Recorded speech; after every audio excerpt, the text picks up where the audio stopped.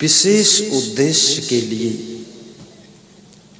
अपने घर को छोड़कर, अपना कारोबार छोड़कर मनुष्य को जाना चाहिए।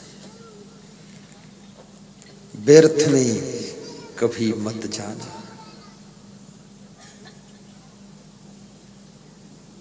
क्योंकि समय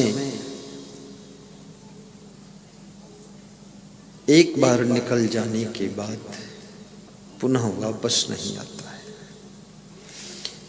बचपन बीत गया, करोड़ों रुपए दे दो लेकिन दोबारा वापस नहीं आएगा।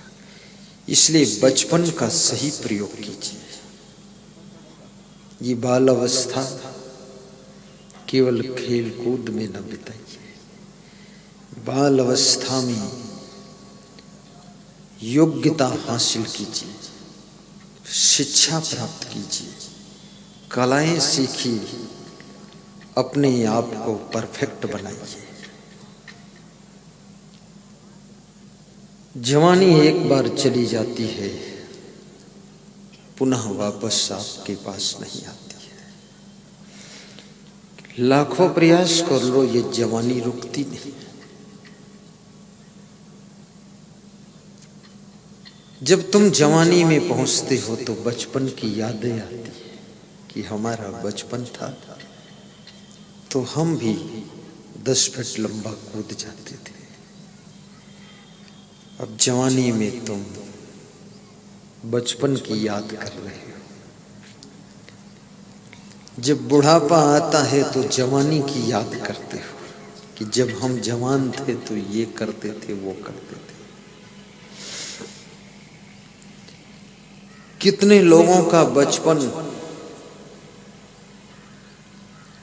और जवानी दोनों आलस्य में निकल जाते हैं।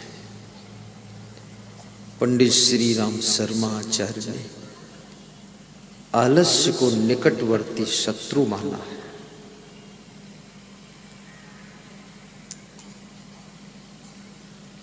बचपन में योग्य बनिए और जवानी में अपनी योग्यता का प्रयोग कीजिए। और बाल अवस्था में जो योग्यता को नहीं प्राप्त करता है वो ये जवानी में पछताता है, और जो जवानी में अपनी योग्यता का प्रयोग नहीं करता है वो बुढ़ापा में पछताता है। और जिसका बचपन व्यर्थ चला गया, जवानी व्यर्थ चली गई, अब बुढ़ापा उसका दुखद हो जाता है, फिर उसका मरण भी दुखद होता है। बचपन को संभालिए ताकि जवानी संभल जाए, जवानी को संभालिए ताकि बुढ़ापा सुखद हो जाए, और बुढ़ापा को संभालिए ताकि मरण प्रेम से हो सके। चिंता और टेंशन में मरना न पड़े। कितने लोग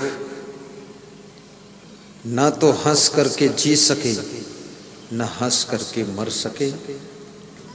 रो कर पैदा हुए, रो रो कर जीते रहे, रो रो कर मर गए। कबीर साहब ने एक बहुत बड़ी बात कही है।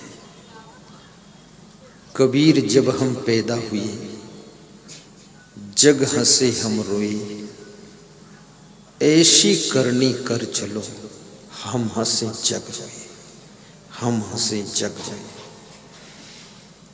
संत कबीर कहते हैं, जब तुम्हारा जन्म होता है तुम रोते हो, लेकिन तुम्हारे कुल कुटुंब के लोग खुशियां मनाते हैं क्योंकि एक मेंबर घर में बढ़ गया है, सब खुश है। पर जिसका जन्म हुआ है वो रो रहा है। तो संत कबीर कहते हैं, जिंदगी की शुरुआत रोने से हुई है। जिसकी जिंदगी का श्री गणेश ही रुदन से है, अब उसका बचपन, जवानी और बुढ़ापा कैसे बीतेगा? श्री गणेश ही बिगड़ चुका है।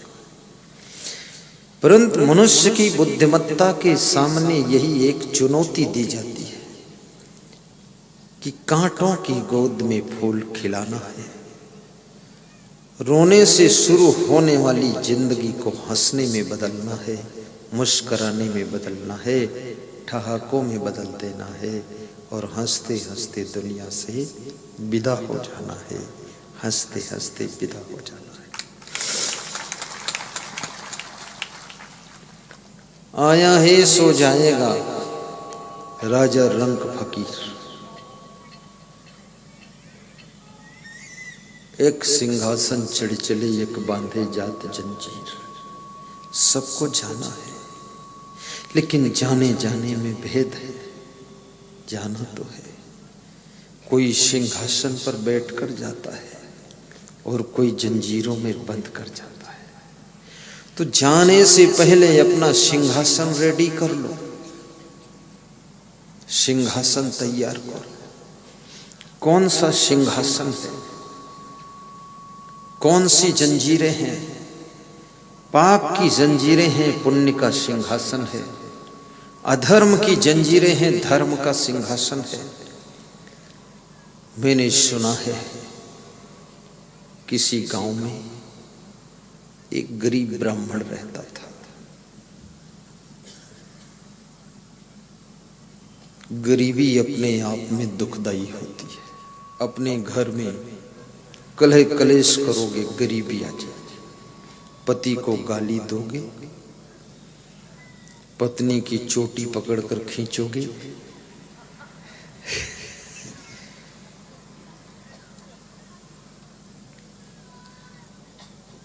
नौ बजे तक सोते रहोगे, जगाने वाले से आंख गुरेरोगे, काम करने में इधर उधर दांव काटोगे, नशा व्यसन खूब करोगे, मां का भी अपमान करोगे, मर्यादा विहीन व्यवहार करोगे,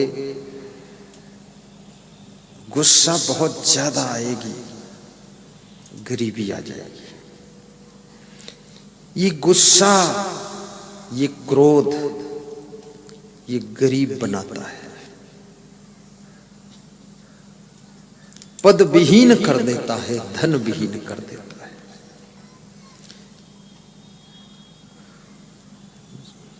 यो न संयच्छति क्रोधः